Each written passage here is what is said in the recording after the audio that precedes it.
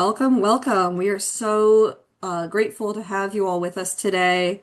I'll just start with my intro, and a few more folks may come in as we're going, but we're very excited to share insights from our tribal college and university partners and to share a bit about this work. This has been a really special project for the Spark Collaborative. We've been working in partnership between the Urban Institute, the American Indian College Fund, PERG Learning, Lakota Ray Ojibwe University, Turtle Mountain College, and Salish Kootenai College for the last 2 years now, which is amazing to reflect upon. And we're very enthusiastic about sharing this work today. I'm Teresa Anderson from both the Urban Institute and a co-lead of the Spark Collaborative, and I'm very pleased to introduce my friend and colleague Tiffany Goosebeth from the American Indian College Fund to talk a bit about how this about the College Fund and how this fits into the broader work that you all are doing. Hi, good morning, everybody. Thank you for joining us today. As Teresa mentioned, I'm Tiffany Gusbeth. I'm the Vice President of Student Success Services at the American Indian College Fund.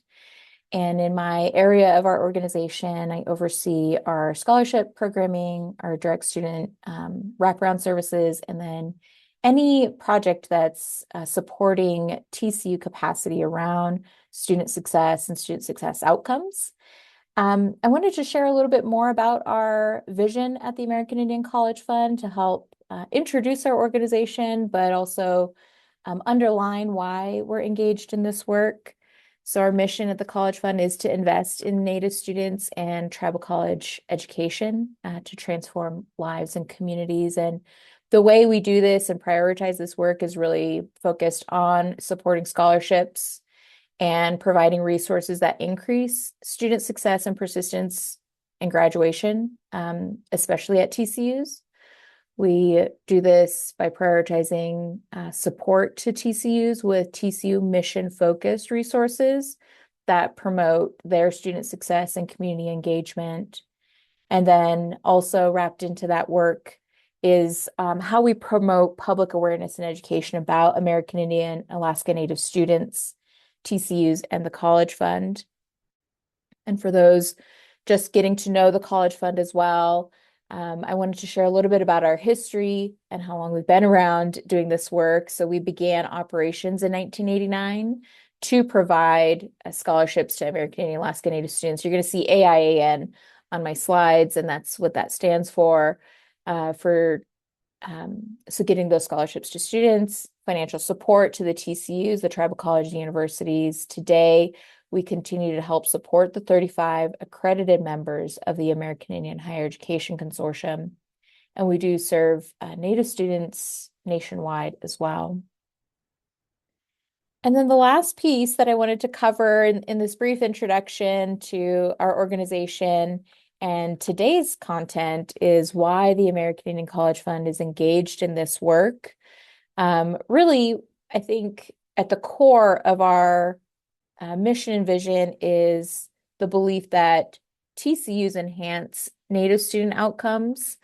TCUs are a great example of rural education and community or place-based institutions. I think the industry of higher education can learn many lessons from TCUs and how they are engaged with their community members and the way that they ground in cultural and values that are specific to their region, especially. And so really thinking that TCUs have continued practices around family-friendly campuses that are natural to them and their culture, and that the TCUs can inform the field of higher education around some of those things. But a little bit about TCUs, tribal colleges and universities. Tribal colleges and universities educate around 11% of all American and Alaska Native students nationally, making it potentially the second largest system to enroll students, American and Alaska Native students in the US. So they're an important piece when you're thinking about Native American support or strategies that enhance Native student success outcomes. The TCUs are going to be a critical piece to that story. And so we want to make sure that anytime we're thinking about Native student success or student success outcomes in higher education, that we're including TCUs as institutions that can inform the field. I mentioned TCUs provide essential community services. So if you think about rural institutions, TCUs are in that same category where they are a hub to the community that they are placed in. And TCUs in particular are also a provider of cultural education, and they do this for all ages, from infants to elders, aligning really, really well with the family-friendly work. And supporting and enhancing TCU capacity for the College Fund is critical to supporting Native student success outcomes, as I've mentioned. And then the last piece that I wanted to share that the College Fund knows through our own student success work with our scholarship programs. In the last academic year, we dispersed around $22 million in scholarships to Native students across the nation. And we really think intentionally about the work that we do around supporting Native students and thinking about their very specific identities and characteristics. And so I wanted to share the things that we know because of our scholarship programs, is that TCU serve many student parents and caregivers. And this is an important voice that needs to be in this conversation. From our own work, 35% of our scholars are single parents, and 54% have shared with us they have dependents in their care. So it's not always a student parent. It may be a caregiver who is taking care of nieces, nephews, elders, and you might hear some of that language from the TCUs as they're sharing about their work as well. And for the College Fund, our average age of our scholar recipient is 30 years old. So we know that there is many types of Native students out there, but this slice of the student population is a really important one for us. And that's exactly why we've engaged in this work with Urban Institute and Perg Learning and with the TCUs. I'm really excited for you to hear more from them and how they've engaged with the family-friendly toolkit, but also what are some of the things that they're thinking about that are unique in terms of their institution being a tribally chartered education institution or a rural institution. I think there are many things that we can take away in higher education from TCUs that are really special in terms of the way that they serve their students and the community members that they are placed in. I'm going to pass it over to my colleague, Teresa. Thank you. Thank you so much, Tiffany. That was wonderful. And I got excited at the beginning, and I should have mentioned that this project is funded by Ascendium Education, a part of their rural student success initiative. And so we have been so grateful to be digging into understanding tribal and rural campuses and particularly adapting the family-friendly campus toolkit to be more relevant and applicable. And Elizabeth will be sharing more about the toolkit in a moment, but I wanted to further motivate this focus on tribal colleges and universities, which is really powerful in this space of talking about student parents and caregivers, which of course is the focus of the SPARK Collaborative, the Student Parent Action Through Research Knowledge Collaborative, which is a organizationally inclusive initiative to promote insights and inform actions and policy change that support success of student parents and caregivers. So when we look at national data, if we look at all colleges, there are over 3 million undergraduates with dependent children, according to the latest data from the U.S. Department of Education. That's 18% of all undergraduates, nearly 1 in 5. But when we look at, and when we look at community and technical colleges, that's over 1.5 million, 22%. So approaching a quarter, so over 1 in 5. But tribal colleges and universities have a much higher share of undergraduates with dependent children. So over 7,000 total, but that makes up 43% of all undergraduates at tribal colleges and universities. Tribal colleges have been doing this work to serve student parents and caregivers for as long as they've existed. And have done it often without accolades or much spotlight on the innovative work that's being done. And part of this project is about learning from the efforts that they have been putting into place for all that time, while also supporting further strengthening and growth of their supports for student caregivers in recognition of the fact that this is a group that they've been long serving within tribal colleges.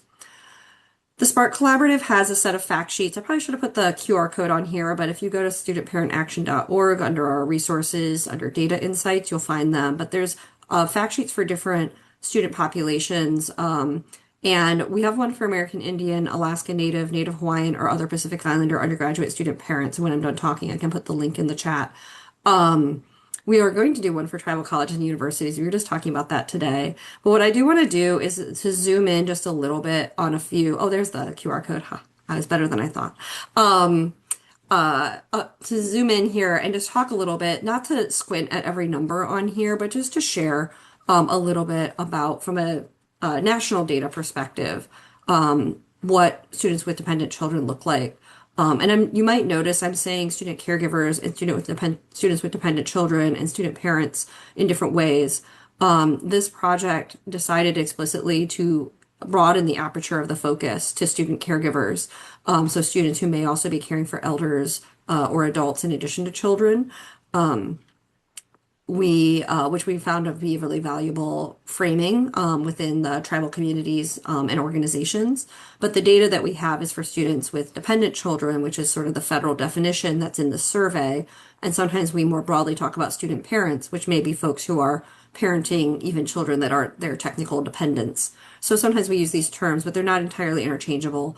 So that's the note on terminology. That said, 32% of American Indian or Alaska Native or Native Hawaiian Pacific Islander undergraduates are parents. You remember that within TCU specifically, it was over 40%. But if we just look at all AIAN or NHPI undergraduates, over about a third have dependent children. That's over 92,000. Three-quarters identify as female. They're most likely to be in their 30s, but span the age groups. And a lot are enrolled full time. So 59% are enrolled for full time, 41% part time. The different types of institutions, about different types of situations. Almost half are married, almost half are first generation students, about 10% are veterans. There's a large overlap between student parents and veterans. I skipped that green box up here, but one thing that I think is useful to think about is also the age of children that they're caring for. So you'll see that 46% have at least one child under age 6. But that means 54% don't have a child under age 6. They have somewhat older children. So as we're thinking about supports, it's important to recognize the age of children. And as I noted, as we're talking about student caregivers, the age of potentially adults and elders that may be within students' care. So I just want to zoom in on this and not go through every number, but I think it's valuable for you all to be able to dig in a bit to the data to orient this work. And then I kind of went into this a bit, but there's three purposes of this project, the Family Friendly Tribal and Rural Campuses Project, again, funded by Ascendium Education.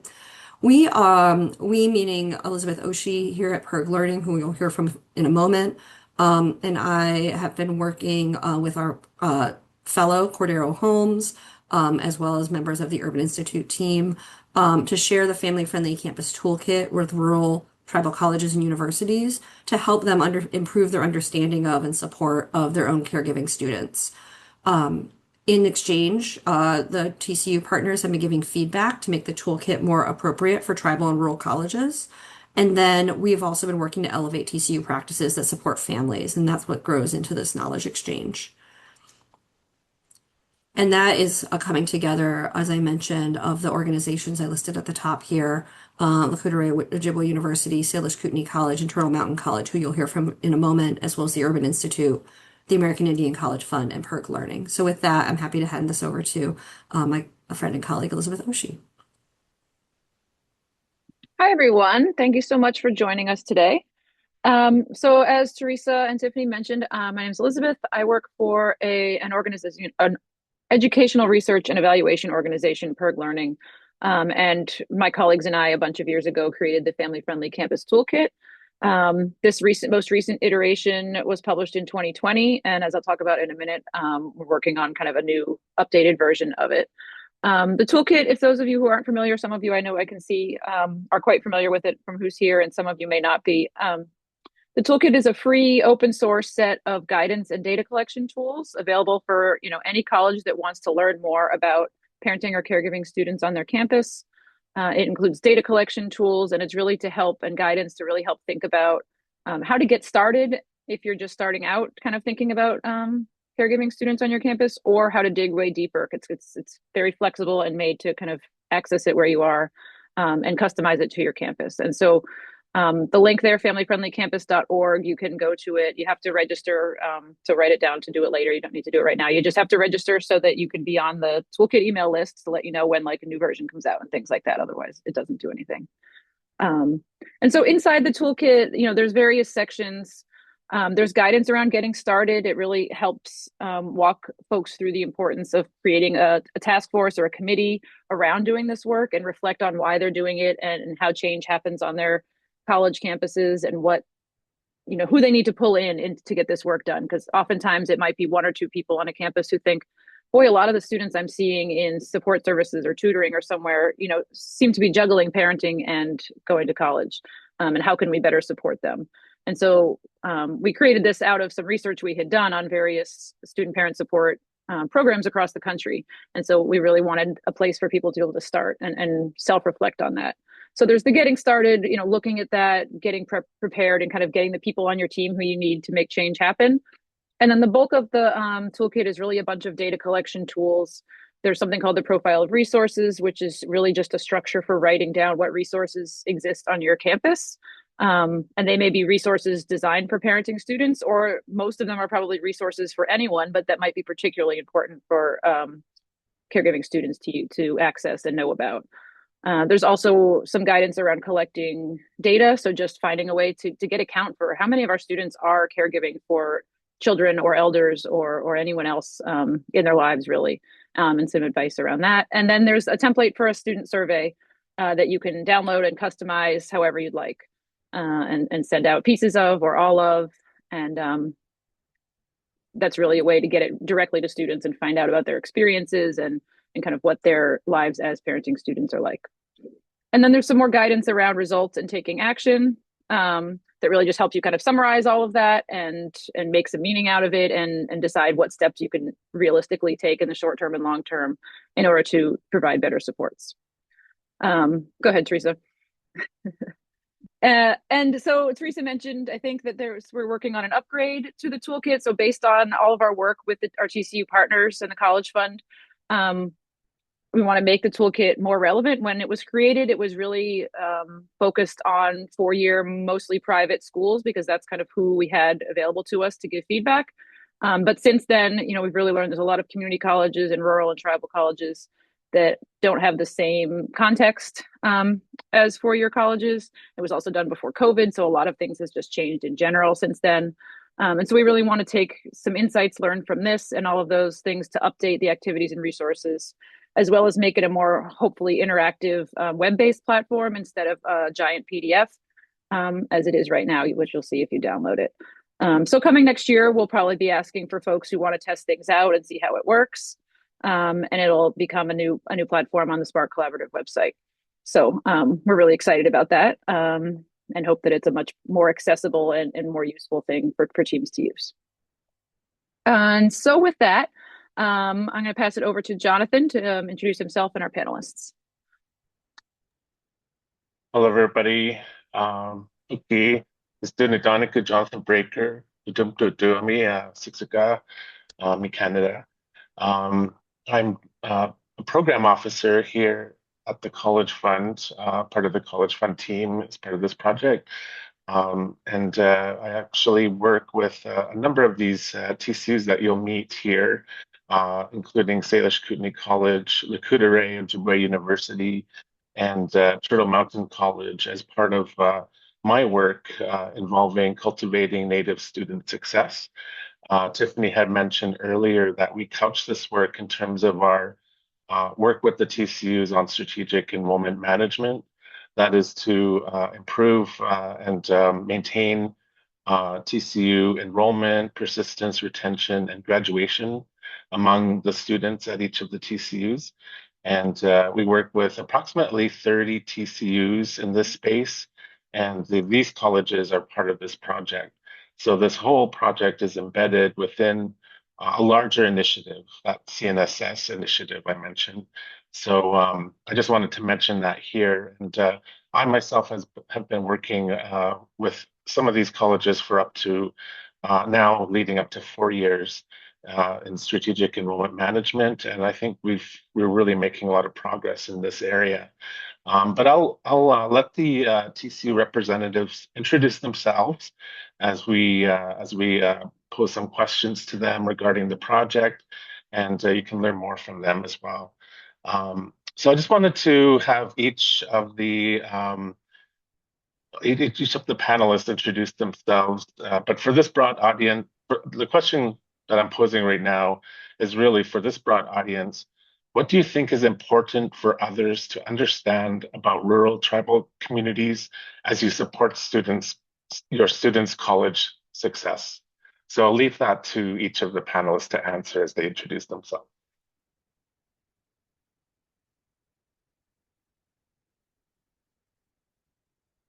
So Amy, Jeremy, Roger, or Todd, you can start. Anyone can start. I'll jump out there, not everybody at once, right?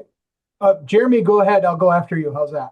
Bonjour, mano gijigan gichi makwan dijni kas makwada dan CPC and dujiba mekna kuju and dijni kas. My name's Jeremy, and I'm the trio director over in Turtle Mountain, and so I also serve as the interim vice president of student services, and I've been working with Jonathan now for the past 2 or 3 years.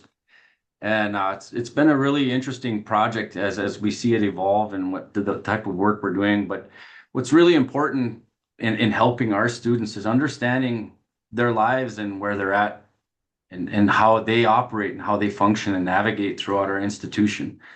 And of course, it was pointed out earlier that our students are more they're older than average, right around 30 years old. And so most of our students, or a good portion of them, they do come with families. And so we're trying to create space for them.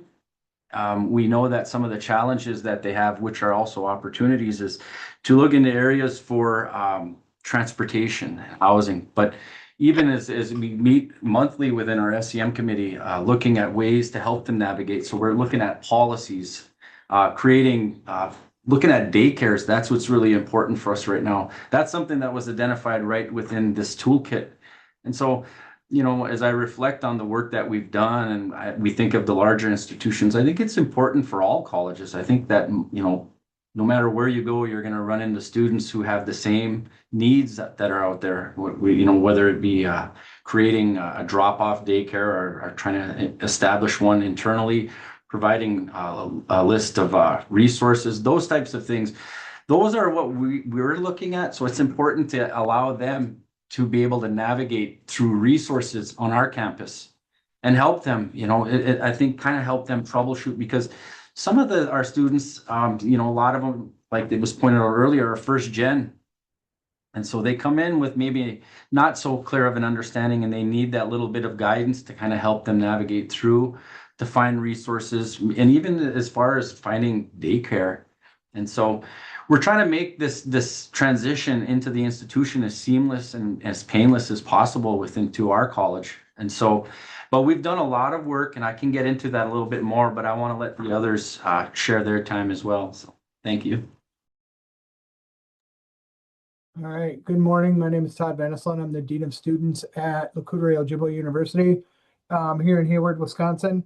I think one of the interesting things about this project was a lot of times we can go into a situation thinking we know what people need, and being somebody that's not from this area originally, and even some of the others that worked on this project with us here at the university that have been, spent their entire lives on the reservation, it was eye-opening to them to find out that there's things that our students need that, we weren't aware of. And we were able to, look at those and really bolster our attempts to bring the data to our STEM committees and to our other committees and be like, hey, this is actually what our students are saying. One example that I can think of is, a majority of the students, I think it was over 75% of the ones that took the survey, wanted more flexibility in scheduling.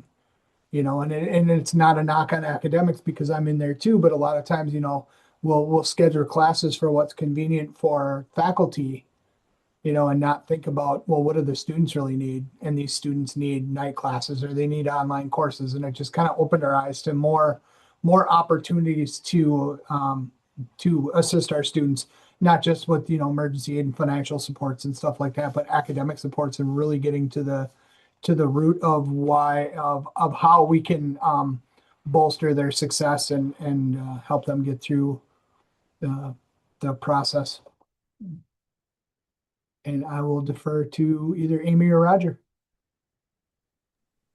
Bonjour, Beijing Gabon, and Dejin Cause Minor Rajma Sash Junior, Nindiji, Kinemigu, Jaginashimong, Makwandan the Dame, or Dawzagani, Nindunjaba, Bangi, Etikon, and Taljabim. My name is Roger Mustache Jr. I am the retention director here at the Lucas University.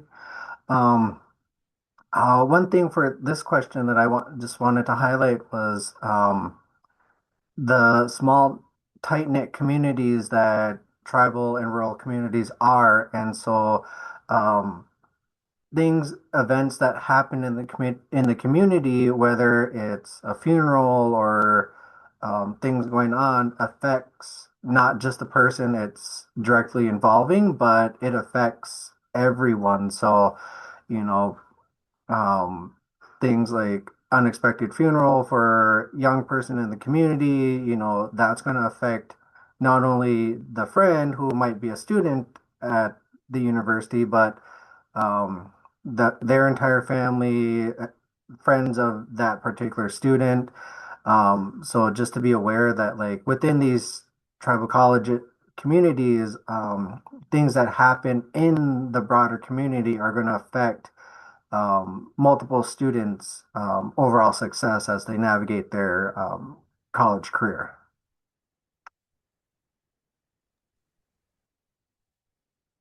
Hello, my name is Amy Tryon. I am Vice President of Academic Affairs at Salish Kootenai College.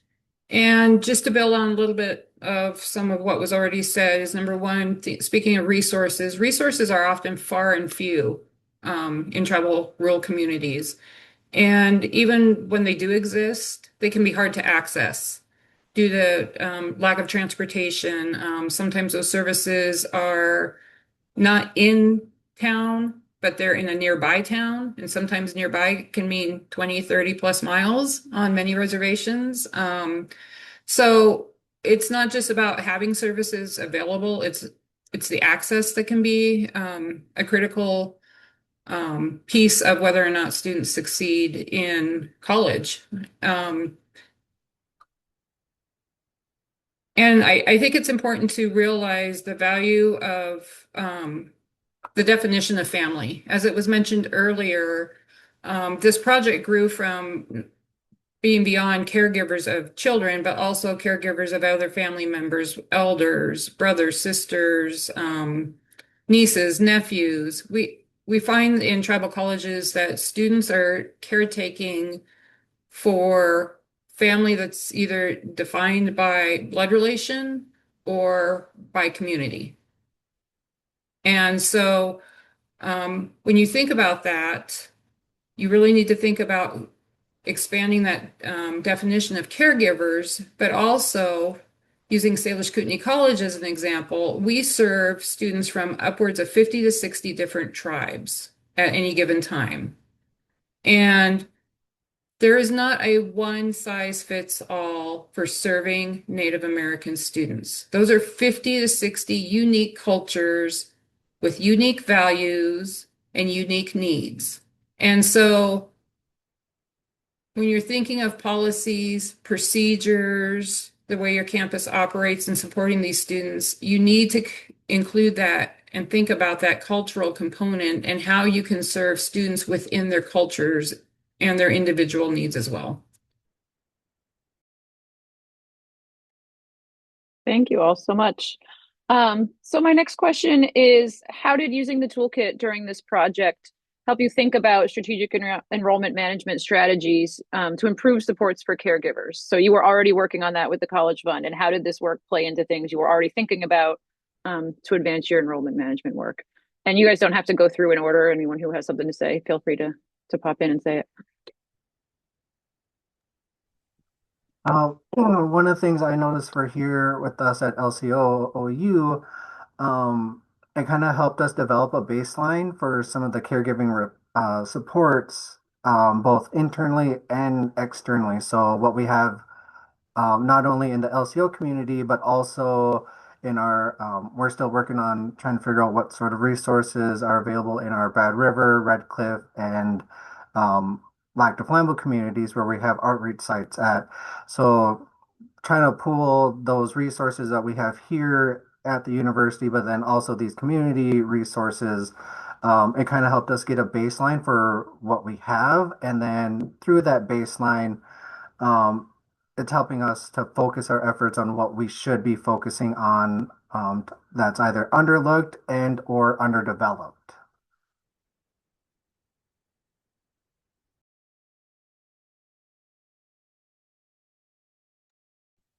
I would say that our strategic enrollment management plan prior to this was focused more on transfer students, incoming students, some very common groups of students, but we did not think about caregiving students specifically. And so this project really gave us an opportunity to think deeper about our students and really hone in on a group of students that I think as a campus, we just really were not serving. We weren't considering caregiving students when it came to tutoring services, when it came to access to computer labs,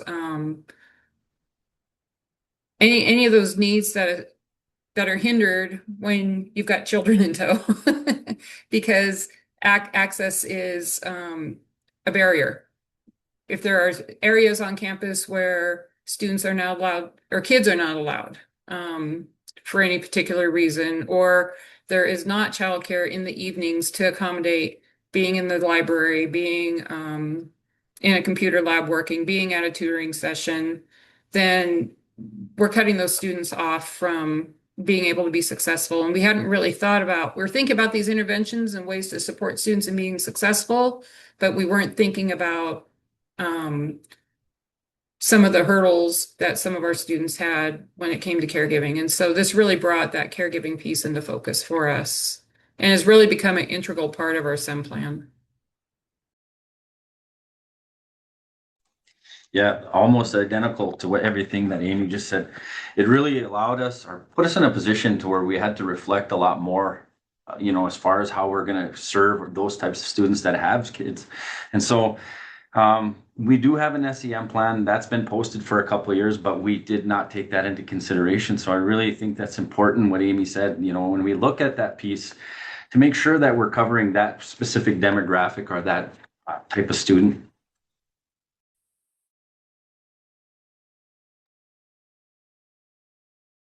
And then, Todd, anything to add, or are you good? Okay. So my next question to build on that is through this work with the toolkit, what did you find out about your parenting or caregiving students on your campus? Kind of what surprised you or what sparked you to kind of inform your work or plans that you didn't already know so that you can move forward?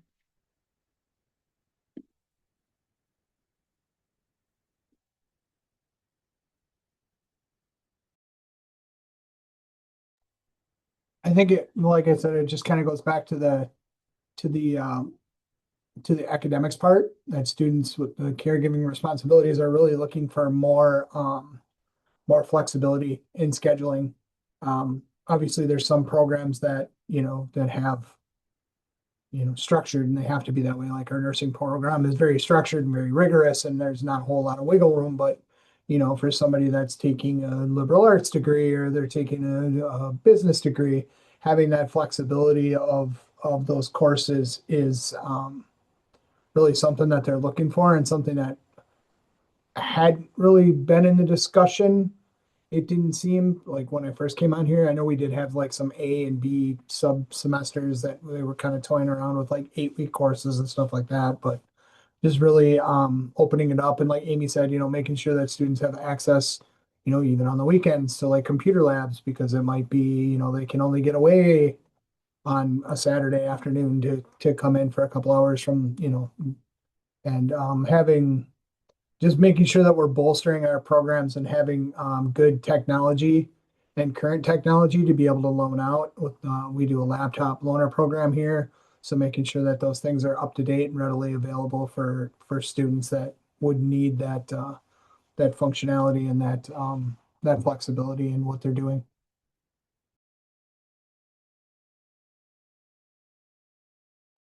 One thing that jumps out to me, first thing that comes to mind is that in our SEM committee meetings, we put into a formal vote to develop a student handbook that addresses parent students. And so we believe that that's an important aspect that was overlooked to understand that type of student, because if a student is bringing their child into class and if they're disruptive or, just things happen, they're children. So to try to accommodate that best we can, that was something I think that was overlooked. And so that's an area that we're trying to work on right now.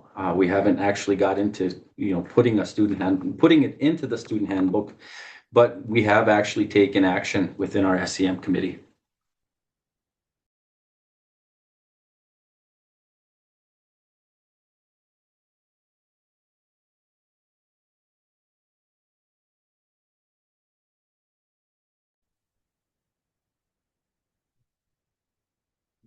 I don't know that I have anything else to add. I think they pretty much covered with that question.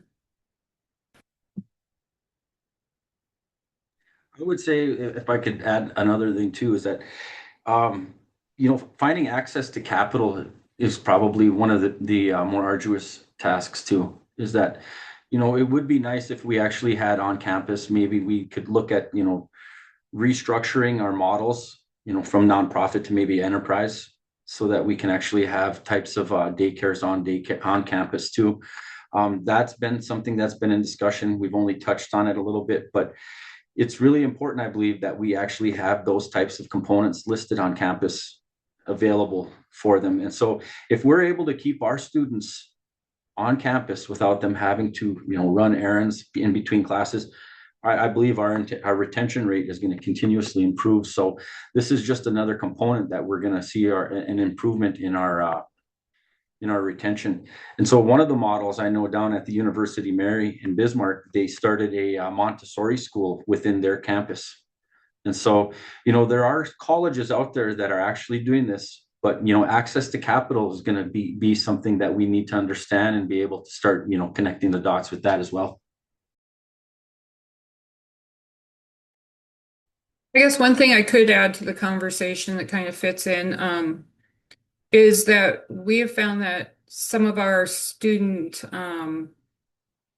our caregiving populations feel a bit disengaged from campus because of their caregiving duties. And so some of the things that we have tried sometimes, whether it's online classes or kind of online supports, sometimes don't address the isolation that a caregiver can often feel. If you're home caregiving for an elder or children or someone with special needs, and you're home isolated 24/7 doing that caregiving, and then the option is to get online and take courses, that doesn't always fulfill that need for getting out and interacting with others and being able to, or feel like you can fully participate. And so, thinking about ways that we can provide some kind of respite care for students to be able to engage, and how can we rethink student clubs? So we had a really interesting meeting with our tribal elder council yesterday, and one of our student club representatives showed up, and one of the things she mentioned they were doing in their seeds program is working on how to support they have some single mothers in the wildlife program who are in this club. How can we support them so that they can be involved in our club activities too? And they don't always feel like they can't participate because they can't find a babysitter, they can't afford a babysitter, it's the weekend. So just thinking about how I think that's one area that we're going to be focusing on is how can we support our caregiving students in being able to find some kind of respite or being able to fully engage in some community activities, or some of these more typical student experiences that may feel out of reach for them. And it's good mental health support too, for them to be able to have that space and time for themselves. Another thing too that I want to mention, I feel like I'd be remiss to not mention it, is that we just had at our college a NC Sarah agreement approved. And so that means that we could do hybrid learning intrastate now. So we don't have to just look at what we're doing on campus. We're able to do a lot more online or virtual learning across interstate lines. And so that doesn't just mean interstate, but we could do a lot more locally too. So for those students that maybe are prefer to learn on a hybrid model, we're able to provide that now. So I think that's worth mentioning as well.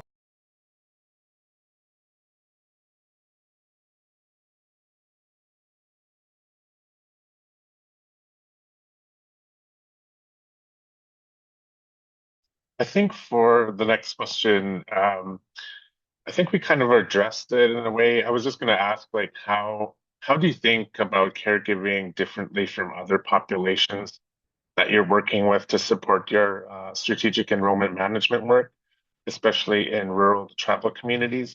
I think you're getting to that because we talked a lot about the specific needs of each of your students. But if any of you have anything else to elaborate on, we welcome your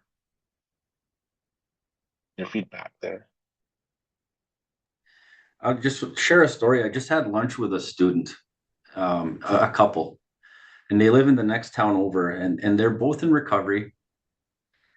And they went from homeless, living in a homeless shelter, to getting enrolled, and they decided they wanted to change. And they're still living in the same conditions that they had before they entered into recovery.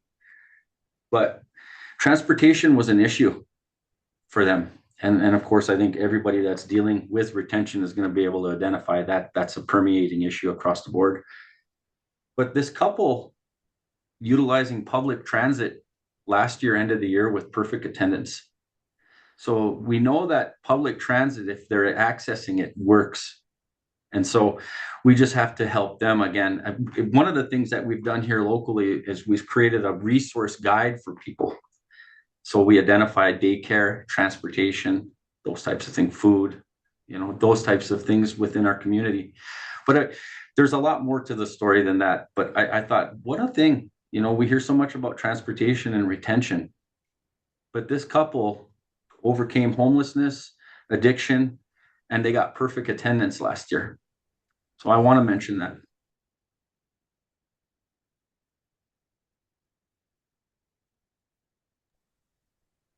The only thing that I had, which I think we kind of already touched upon a little bit, was the challenges for caregiving students are, there's similarities, there's differences between caregiving students and the overall student population. But one thing just to keep in mind was how extensive and intensive that those challenges might be for those caregiving students, and then um, having to process how those challenges are unique to them, and then going from there to find those solutions that might help benefit not only the caregiving students overall, but then how might those same solutions help the overall student population. Oh, thank you. Thank you, Roger and Jeremy, for bringing those important points. I think we could go on to the final question here. I just wanted to get a sense of, what kind of recommendations or lessons that you're all getting from digging into similar work. So, what are those things that you can offer anyone else that wants to sort of peruse this work that you've been doing in this project? Can you provide any recommendations or lessons learned? I would definitely say get the student voice involved as soon as possible. Students know what they need. They can express that to us. I think Todd mentioned it earlier. It's not about what we think they need or what we think we can provide. It's really about what students need. And one thing that I just recently discussed with our president, and I think we're going to move forward with, is creating a caregiving student advisory board for the college. And as a way to keep that student voice going beyond this project. So it's um, even when we're done with this project and moving forward, keeping our SEM alive and everything, we want to keep that student voice engaged. So I think anything you can do to let students know that they're valued, that their voice matters, to get them involved in projects. We're looking at we have a space that we're going to make a family-friendly center on campus. And our fine arts department stepped up, said we have funds to support painting some murals. So we're going to have a student-led, one of our art students is going to lead a project where a group of caregiving students is going to design a mural. And she will set this up as a paint by number so our caregiving students can come in and paint this mural. So I think any way that you can, get students involved, make their space, not our space, but the community space, and reflect their needs is really going to get students involved. It's going to get students to participate in activities, to reach out for services, and help them succeed. Yeah, that's very important, and to be as inclusive as possible, because that's really important to build this capacity. So it's, we have our register, we have our retention specialist, student success coaches, academic VP. So you have a good cross section of people that represent all of the institution, but they create that sense of belonging, and they're able to engage with these with our students, the entire student body. So you allow them to have a voice at different levels.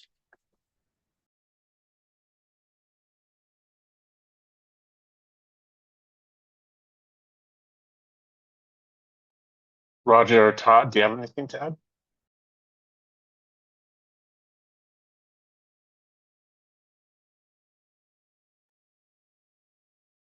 Thank you so much. I think we can move on into some of the questions that have come up in the chat as you all were talking. Thank you so much for sharing all of your insights. One of the question, which I know is something most of you have been grappling with throughout this, is about policies on campus, specifically children on campus. So someone wrote, I'm curious about the campus level policies about children being present. Were there policies that you needed to be changed? And if so, how did you negotiate with campus leadership to change policies and make them more family friendly? So I'm not sure that any of you have negotiated and finished and have it all polished up at this point. But if you want to talk a little bit about how you're thinking about that and how each of you or some of you had different policies pertaining to kids on campus.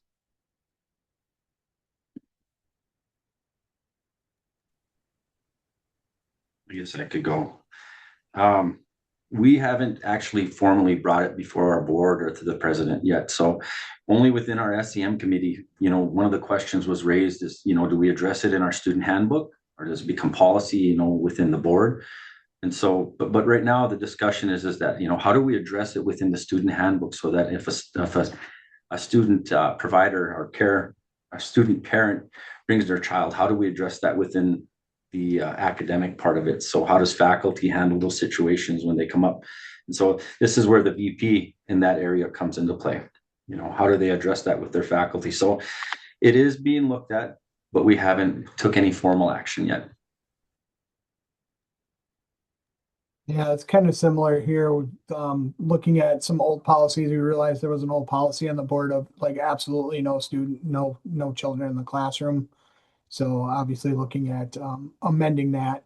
And then with our new education program that we started, we're hoping to somehow form a dialogue with the Head Start to see if maybe we could do it where some of our students could get like a reduced or whatever type of care where they, their child goes there while they're at school, and then they go when they have free time and um, I'm losing my words here. I'm sorry. They go and volunteer basically to serve for a couple hours at the Head Start in exchange for that. That way they can, broaden their amount of providers that they have there so that they could have more children, because they're limited to how many children they can take because of, how many providers they have. And then really working with our K through 12 school too, to try to line up some of our holidays and stuff a little bit better. Because there'll be days where, school's in session here at the university, but the travel school has off for, teacher in-service day or something like that. So we could at least try to accommodate, those times when parents aren't going to have somebody to take care of their kids and it's no fault of their own, it's just the schedules aren't lined up correctly and, trying to bridge those gaps. And then just one thing to touch upon for that policy about the kids in the classroom, that was taken out a few months ago, after we realized it was still in there. I don't know if there was any pushback or anything like that, but it just seemed to, um, someone brought it up to our higher ups here, and then it was gone out of the student handbook. So,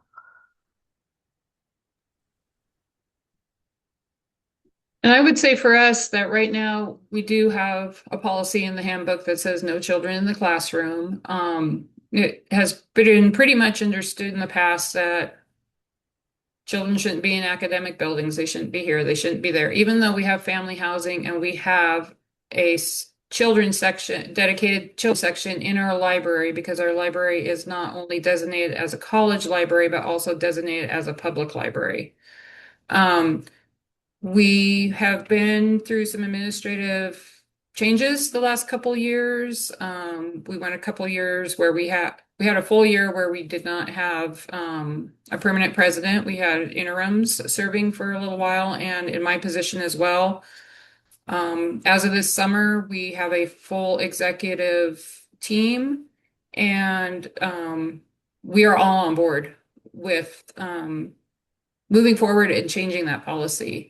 But part of that is also going to be discussion with faculty and discussion with staff, because we know that there are faculty who have said, I don't know I don't care what the policy says. I'm just letting them do whatever. We have other faculty who have been like, I'd like to, but I don't want to get in trouble by breaking policy if somebody says something.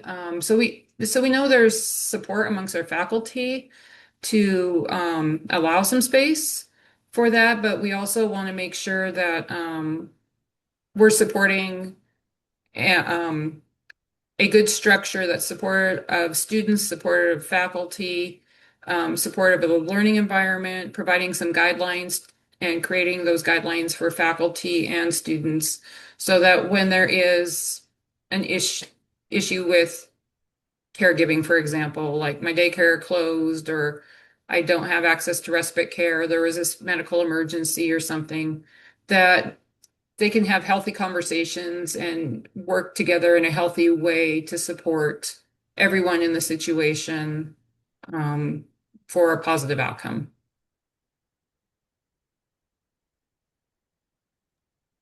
Thank you. Yeah, I think just going back, I guess, to the question about, there's a question here about student handbooks. What sort of things would you include in a student handbook? I think that question is likely for Jeremy and, well, for all of you, really. Okay, yeah, I can address it. I'm looking back at some of my old SEM meeting notes, and so that's where I'm pulling this straight out of. But specifically, it would be you'd have to work with your academic dean or your academic vice president of academics so that they can address it with their faculty. I'm sure at some point, because we always have this delicate line between student services and academics, and so we have to always maintain that balance.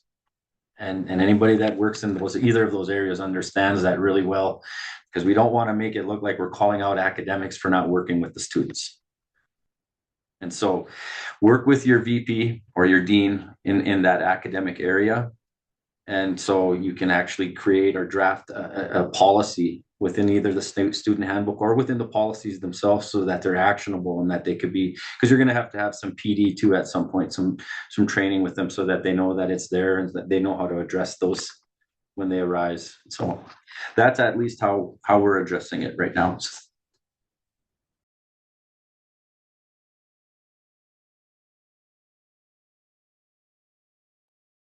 Do any of you have anything else to add there, or are there any other questions from the audience? You can also put them in the chat.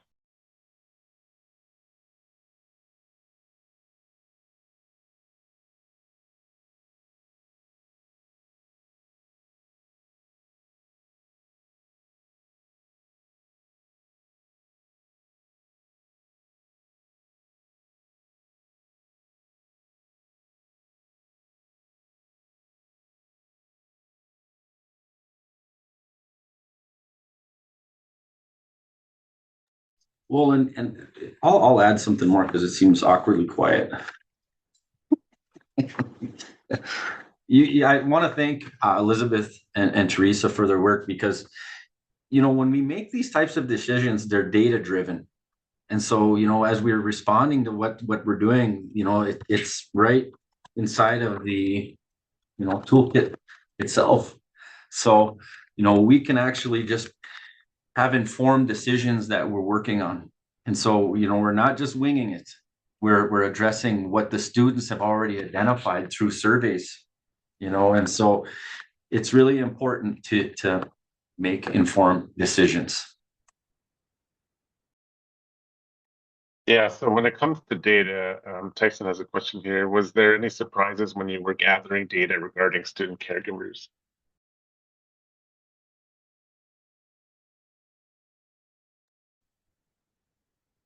I'm going to let I somebody don't else. think there was I was going to say, I don't think there was personally for me. My background previous to this position is faculty and also director of academic success, where I oversaw the early alert system, success coaching, and student support. So I've had a lot of direct student contact over the years, and I still adjunct teach, so I still hear from my students and students around campus as far as their caregiving needs. But I think as a campus, it was interesting to see the reactions of some people who didn't realize that, 35% of our incoming freshmen a couple of years ago they were first-time freshmen and they were caregivers.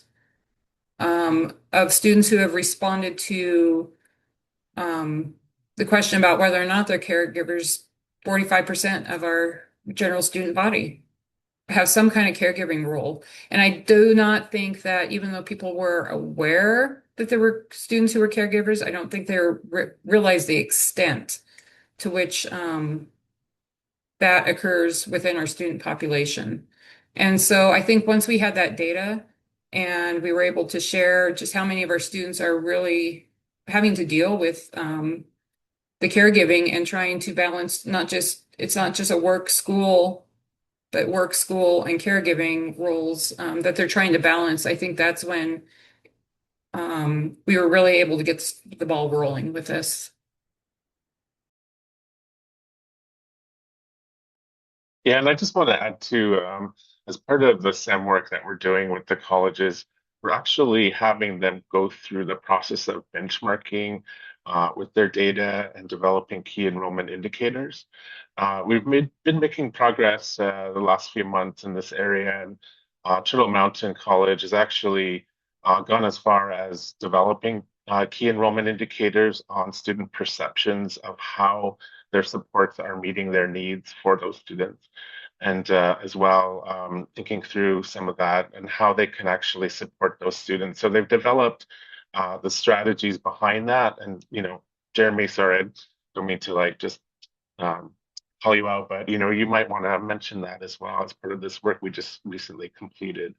It's a process that we're also going through with Salish Kootenai and Lakota at Ojibwe University as well. Yeah. It was really a long process. I'll say that much for sure.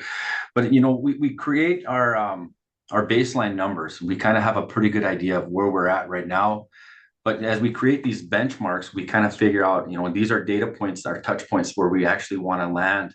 And so as we're working through, like whether it be in advising, but it all kind of ties back into retention. So as we're going to improve the functionality of our school and see improvements in the enrollment and graduation rate, we start to see improvements, obviously, in our persistence and our retention. So we start looking right again at our baseline numbers and how these different pieces come together. And we have, I believe, 5 pathways. And so, yeah, that's literally where we're at right now, is that we literally just finished last week down in Las Vegas. And that's a relief. I'm really glad where we're at and the work that we've put into this. And again, to the team with the College Fund along with PERD, I feel pretty good about where we're at. We're certainly making strides, and it's still not a we haven't fully adopted it to where we're going to get into the implementation, but we have a good idea of what our numbers look like. And so our baseline numbers are there. We've established the KEIs and the benchmarks. And so we know what type of work we have to do along the way, because you have your strategies that kind of lay it out as you're doing your work, so that you can say, here's where we started and here's where we're at right now. So, but it's a kind of like a checkpoint. All right, here we are, and this is where we should be. And that's literally what our KIEs and our benchmarks are going to look like along the way. Great. Thank you, Jeremy. All right, it is 2:00, everybody. So thank you so much for joining us. Teresa just put in the chat, if you want a recording of this, you can sign up down there on the Spark Collaborative for the newsletter. And feel free to reach out if anybody has any more questions. Thank you all so much. It's been a fabulous session. We look forward to continuing the conversation. Bye, everyone. Have a great day.